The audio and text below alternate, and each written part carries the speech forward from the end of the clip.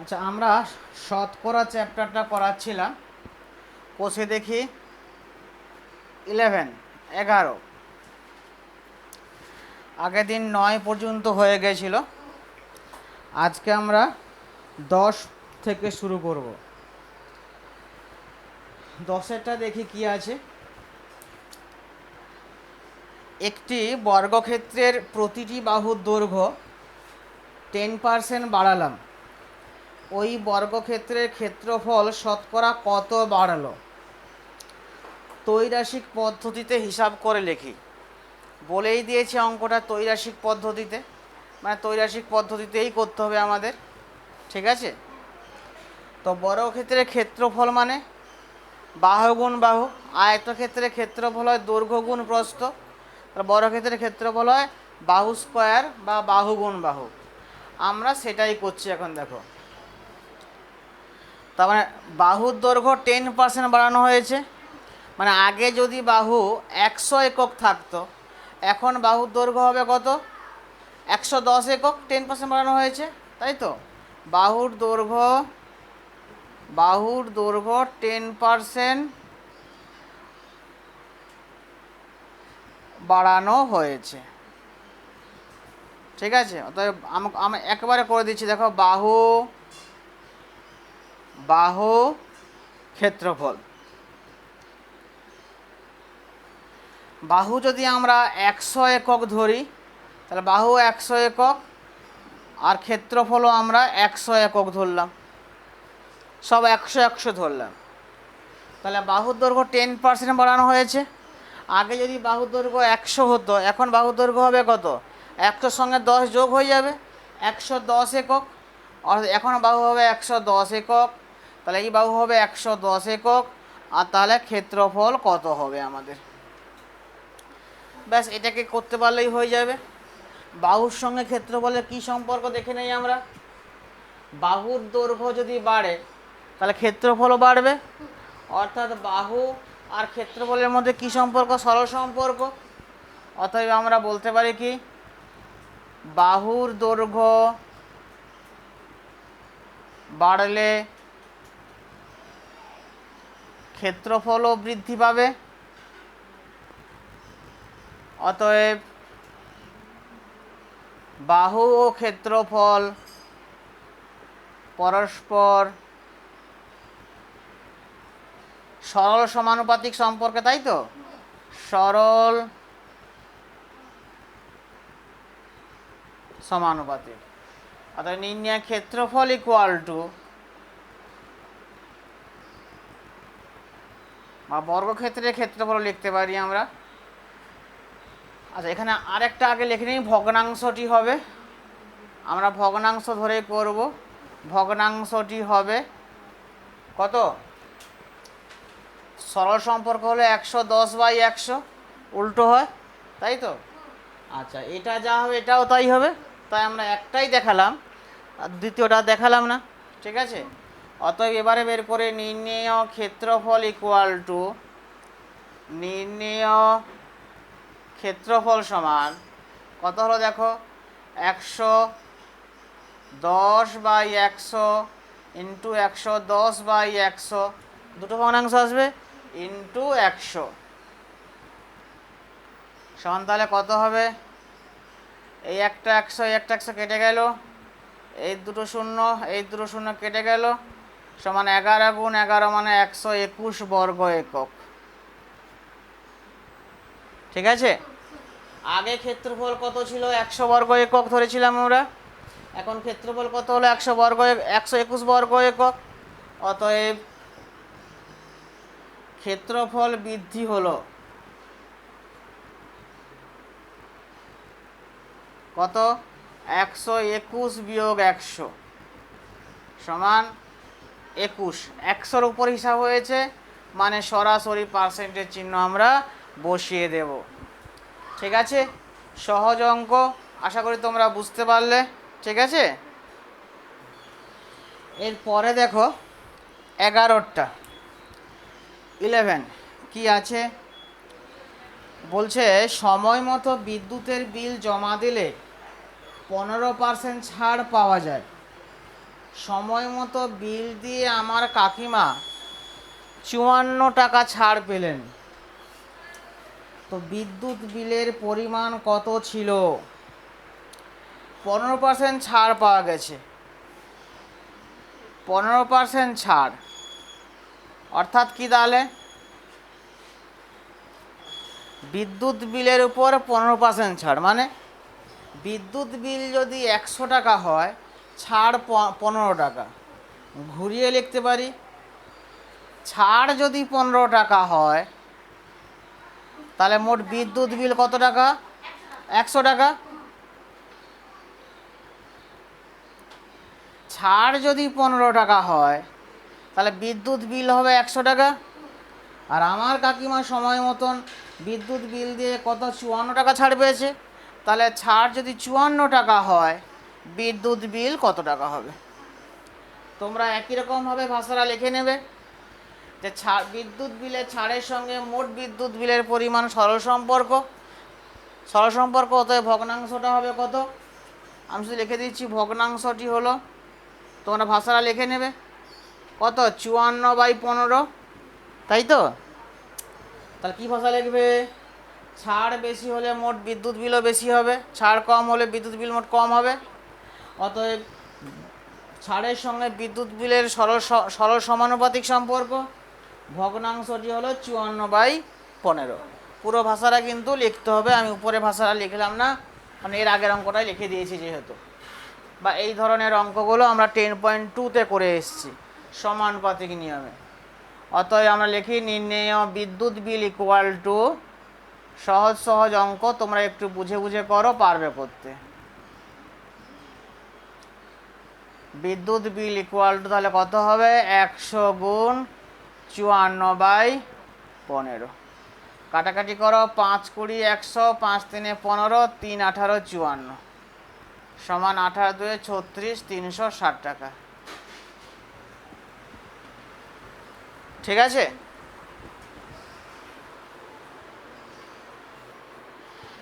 এরপরে দেখো আমরা পরের অঙ্কটা করছি। 12 কি আছে? 12 কি আছে? 12 না, চিনির মূল্য 20% বেড়ে গেছে। না, এটা নয়। আচ্ছা, আগে 13টা করাই, তারপরে 12টা আসছে। একই রকম অঙ্ক, আগে 13 করাই, তারপরে 12 আসছে। জল জমে বরফ হলে আয়তন 10% বৃদ্ধি পায়। 12 আর 13 একই রকম। আমি 13টা করছি, দেখো। জল জমে বরফ হলে তার আয়তন 10% বৃদ্ধি পায়। এই বরফ গলে জল হলে আয়তন শতকরা কত হ্রাস পাবে? আয়তন কি বলেছে? আয়তন 10% বৃদ্ধি পায়। অর্থাৎ আমি লিখতে পারি কি, 100 আয়তনের জল জমে বরফ হলে তার আয়তন হবে 110। তার আয়তন হবে 110। তার মানে উল্টোটা তো হয়। আর 110 আয়তনের বরফ গলে জলে পরিণত হলে তার আয়তন হবে 100। ঠিক আছে? তাহলে আমরা করি উল্টোটা, একটু করি। বরফের আয়তন আর জলের আয়তন। 110 সিসি কথা লিখতে পারি আয়তনের একক, বা এমনি থাক। 110 আয়তনের বরফ গলে জলে পরিণত হলে তার আয়তন হবে কত? 100। তাহলে এবারে বরফের শতকরা আয়তন কত পরিবর্তন হবে চেয়েছে।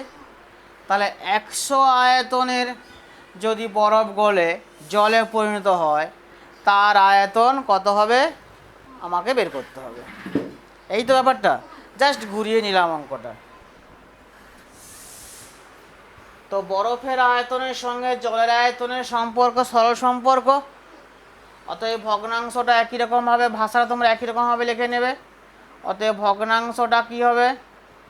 ভগ্নাংশটি হলো সরল সম্পর্ক, তো 100/110 হবে নাকি? তার মানে জলের আয়তন বা নির্ণেয় জলের আয়তন হবে কত? নির্ণেয় জলের আয়তন হবে 100 × 100/110। কাটাকাটি করে একটা শূন্য কেটে গেল, 100 × 10 মানে একের পিঠে 3টে শূন্য, /11।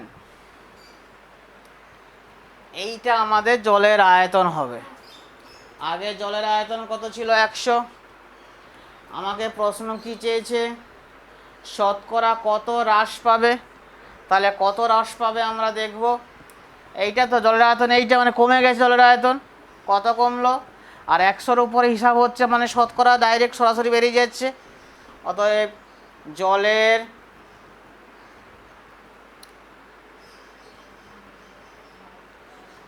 আয়তন শতকরা, জল বরফ হলে, জল হলে তার আয়তন আমি ডাইরেক্ট লিখে নিই। অতএব আয়তন কমবে কত? 100 - এইটা /11। এত সরাসরি পার্সেন্টের চিহ্ন বসিয়ে দিতে পারি আমরা। সমান 100 × 11 মানে 1100 বিয়োগ 1000/11, এত পার্সেন্ট। সমান 1100 থেকে 1000 বাদ দিলে 100/11% সমান 9×1=11%, 9×1=11%। বুঝতে পেরেছি? খুব ভালো অঙ্ক, ভালো করে বুঝে বুঝে করো। যেহেতু আমরা জলের আয়তন এত ধরলাম, তারপরে এখন আয়তন, জলের আয়তন এইটা বেরিয়েছে মানে কমে গেছে। কতটা কমেছে? এইটা থেকে এইটা বিয়োগ করলাম। আগেও আমরা তাই করেছিলাম। ঠিক আছে, তোমরা এটা করো। একই রকমভাবে তোমরা 12টা নিজেরা চেষ্টা করো তো বাড়িতে, পারো কিনা দেখো। না পারলে আমায় বলবে, আমি করে দেবো। ঠিক আছে? কিন্তু 12 অঙ্কটাও ভালো অঙ্ক। এরপরে দেখো 14।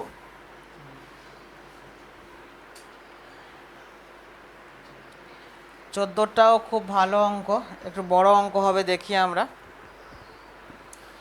উৎপলবাবু অধিক ফলনশীল ধান বীজ ব্যবহার করায় ধানের ফলন 55% বৃদ্ধি পেয়েছে, কিন্তু তার জন্য চাষের খরচও 40% বেড়েছে।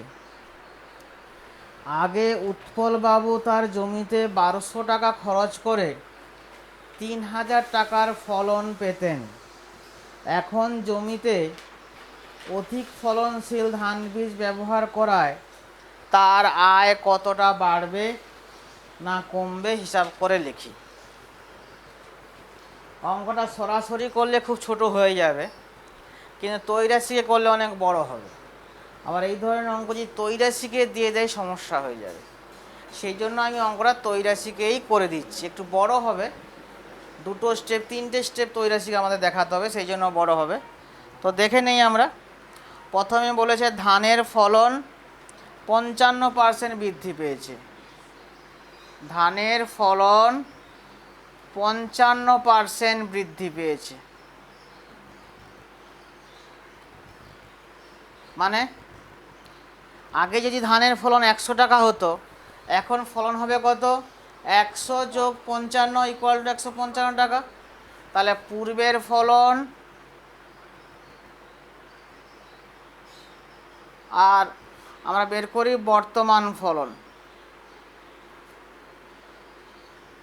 পূর্বের ফলন কত টাকা?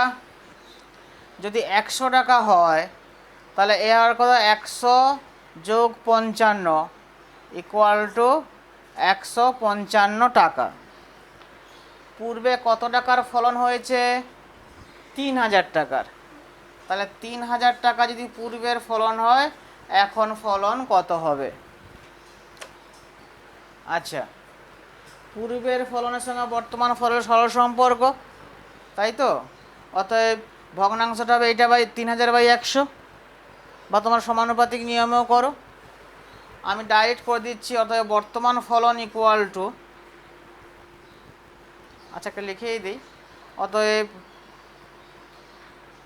পূর্বের ফলন ও বর্তমান ফলন সরল সমানুপাতিক, ঠিক আছে। অতএব ভগ্নাংশটা কত হবে তাহলে, 3000/100। অতএব বর্তমান ফলন তাহলে কত হবে, বর্তমান ফলন কত হবে না 155 ইন্টু 3000/100। কাটাকাটি করি, 0 0 কেটে দাও, ঠিক আছে।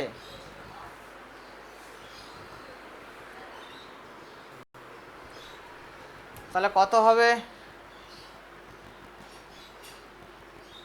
0 3 5 15 5 হাতে রইল 1, 3 5 15 1 16, 6 হাতে রইল 1, 3 1 4, 4 6 5 0 টাকা, ঠিক আছে।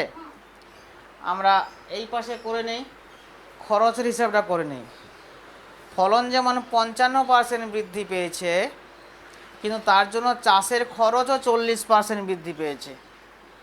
চাষের খরচ কত পার্সেন্ট বৃদ্ধি পেয়ে গেছে, 40% বৃদ্ধি পেয়েছে। তাহলে পূর্বের খরচ আগের মতন, আর বর্তমান খরচ, পূর্বের খরচ কত টাকা, আচ্ছা পূর্বের খরচ যদি 100 টাকা হয়, 40 টাকা বেড়ে গেছে, 100 যোগ 40 ইকুয়াল টু 140।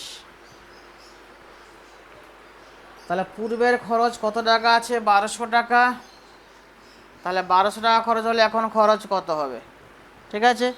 তো একই রকম তোমার লেগে পূর্বের খরচের সঙ্গে বর্তমান খরচ সরল সম্পর্কযুক্ত, ঠিক আছে। ভগ্নাংশ হলো এই, বা সরল সমানুপাতিক হলো এই। সমানুপাতিক ধরে যদি আমরা করি, আমি ডাইরেক্ট করছি, অতএব বর্তমান খরচ ইকুয়াল টু 140 ইন্টু 1200/100 সমান 0, 2 0 কেটে দাও, 12 0 0, 12 4 48, 8 হাতে রইল 4, 12 4 16, 1680 টাকা, ঠিক আছে। এই হলো আমাদের বর্তমান খরচ। বর্তমান খরচ কত, 1680 টাকা, ঠিক আছে।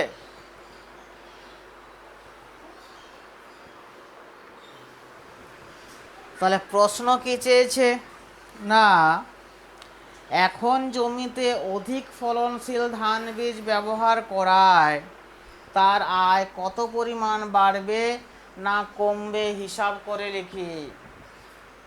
বেশ, তাহলে আগে ফলন হয়েছিল কত টাকার, 3000 টাকার, তাই তো। তাহলে পূর্বে মানে অধিক ফলনশীল ধান বীজ ব্যবহার করায় আগে পূর্বে আয় হতো কত টাকা, 3000 মাইনাস কত, 1200 টাকা, তাই তো। আগে 1200 টাকা খরচ করে 3000 টাকা ফলন হতো, মানে আগে আয় হতো এই টাকাটা, সমান 0 0 2 8 1800 টাকা পূর্বে আয় হতো এইটা। তাহলে এখন আয় হয় কত টাকা, এখন 4600, 4650 টাকা, আর খরচ হয় 1680 টাকা। তাহলে কত হচ্ছে, 0 8 7 15, 7 9 7 16, 2 2 4, 2970 টাকা। বলছে এখন আয় কত বাড়বে, অতএব এখন আয় বেশি হবে, কতটা বেশি হবে? 2970 মাইনাস 1800। আগে আয় এইটা হতো, এখন আয় এইটা হচ্ছে। এখন আয় তো বেড়েছে, কতটা বেড়েছে? এইটা সমান কত? 7 0 8 একে 9, 1170 টাকা। শতকরা চায়নি, শতকরা বের করতে হলে আবার অন্যভাবে করতে হতো, হিসাবটা তখন 1800-র উপর হিসাব হতো। যদি বলতো শতকরা আয় কত বেড়েছে। বুঝতে পেরেছি আমরা? বড় অঙ্ক হলেও সোজা অঙ্ক। এখন ফলন কত টাকার হচ্ছে আমরা একবার বের করলাম, একবার খরচ কত টাকার হচ্ছে কত টাকা বের করলাম। আগে ফলন হতো 3000 টাকা, 1200 টাকা খরচ হতো। আগে আয় হতো এই টাকাটা, এখন আয় হয় এই টাকাটা, খরচ হয় 1680 টাকা। এখন আয় হয় এই টাকাটা, এখন কত বেশি আয় হচ্ছে এটা থেকে এইটা। সিম্পল ব্যাপার। ঠিক আছে, ভালো করে বুঝে বুঝে তোমরা করো। এরপরে দেখো 15 অঙ্ক আজকের ক্লাসের, এটাই লাস্ট অঙ্ক। এর পরের দিন আর 5টা অঙ্ক কি 4টা অঙ্ক আমরা করাবো। ঠিক আছে, 15 দেখি। এখানকার সব অঙ্ক খুব ভালো ভালো অঙ্ক। একটি বিধানসভা কেন্দ্রের ভোটারদের 80% ভোট দিয়েছেন এবং বিজয়ী প্রার্থী প্রদত্ত ভোটের 65% ভোট পেয়ে নির্বাচিত হয়েছেন। তিনি মোট ভোটের শতকরা কত ভোট পেয়েছেন হিসাব করে লিখি। দেখো কি বলছে, একটি বিধানসভা কেন্দ্রের ভোটারদের 80% ভোট দিয়েছে। তাহলে ধরি মোট ভোটার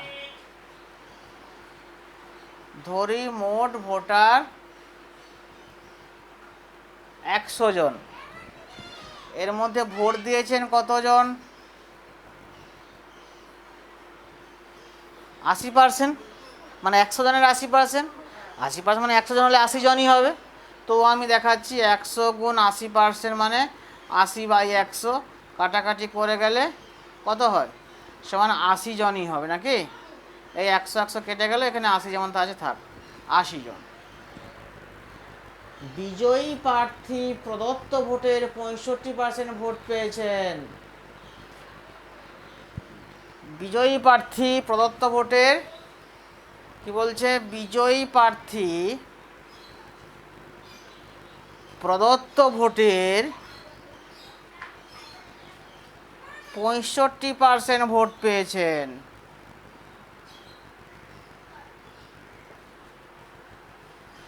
তাহলে মোট, আমি তৈরাশিকে করাছি না, তো পরের লাইনেই অঙ্ক শেষ। মোট ভোটার আর প্রদত্ত না, মোট ভোটার বিজয়ী প্রার্থীর প্রাপ্ত ভোট, বিজয়ী প্রার্থীর প্রাপ্ত ভোট। মোট ভোটার যদি 100 জন হয়, 65% ভোট পেয়েছে, তাহলে সে ভোট পেয়েছে কত? 65 জন। কিন্তু মোট ভোটার কতজন? 80 জন। 80 জন ভোট দিয়েছে, তাহলে 80 জন হলে কত হবে? এটা মোট ভোটার না করে এটা প্রদত্ত ভোট করে দেই। বলছে প্রদত্ত ভোটের 80%, প্রদত্ত ভোটের 65% ভোট পেয়েছে।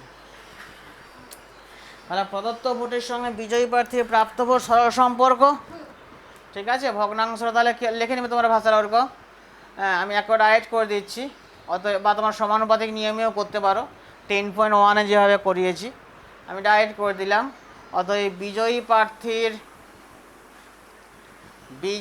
প্রার্থীর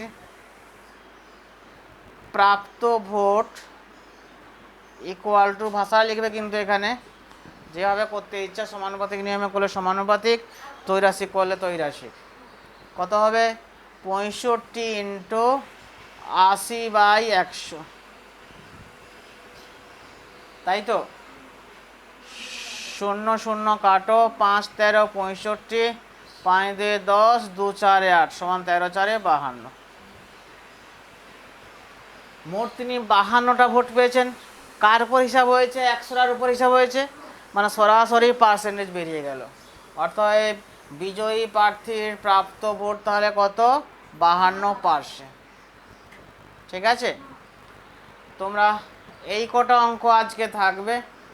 প্রতিটা অঙ্ক তোমরা 3বার করে প্র্যাকটিস করো, আর আগের দিন যা যা করিয়েছি সেই অঙ্কগুলোও 2বার করে প্র্যাকটিস করো, এবং ভালো করে বইতে দাগাও। আজকে যেগুলো করালাম সেই সংক্রান্ত উদাহরণে যে অঙ্কগুলো আছে সেগুলো ভালো করে 2বার করে প্র্যাকটিস করবে। 2বার নয়, 3বার করেই করবে। একই অঙ্ক পরপর 3বার করবে না, সমস্ত অঙ্ক একবার একবার করে করবে, যেভাবে জানো, যে সিস্টেমে আমি করাই, করতে দেই প্র্যাকটিস। 107 পৃষ্ঠার 3-এরটা, সরি হ্যাঁ 3-এরটা, 108 পৃষ্ঠার 4-এরটা, এটা এর আগের অঙ্কের মতন, ওই উৎপলবাবু যে অঙ্কটা করালাম সেরকম অঙ্ক। 109 পৃষ্ঠার 6-এরটা খুব ইম্পর্টেন্ট শর্ট কোশ্চেন, 2 নম্বরের অঙ্ক হিসেবে আছে। ঠিক আছে, এবং 110 পৃষ্ঠার 7-এরটা পেঁয়াজের অঙ্ক। আমি চিনির অঙ্ক যেটা করাইনি, একই রকম বললাম বইতে, 12 কষে দেখি 11-র 12 অঙ্কটার মতনই একদম হচ্ছে উদাহরণ 7-এরটা। এই অঙ্কগুলো প্রতিটা অঙ্ক তোমরা 3বার করে প্র্যাকটিস করবে, আর আজকের করানোগুলো 3বার প্লাস আগের দিনের অঙ্কগুলো 2বার করবে। ঠিক আছে, খুব ইম্পর্ট্যান্ট চ্যাপ্টার, তোমরা ভালো করে প্র্যাকটিস করো, আর অসুবিধা হলে আমাকে ফোন করো। ঠিক আছে।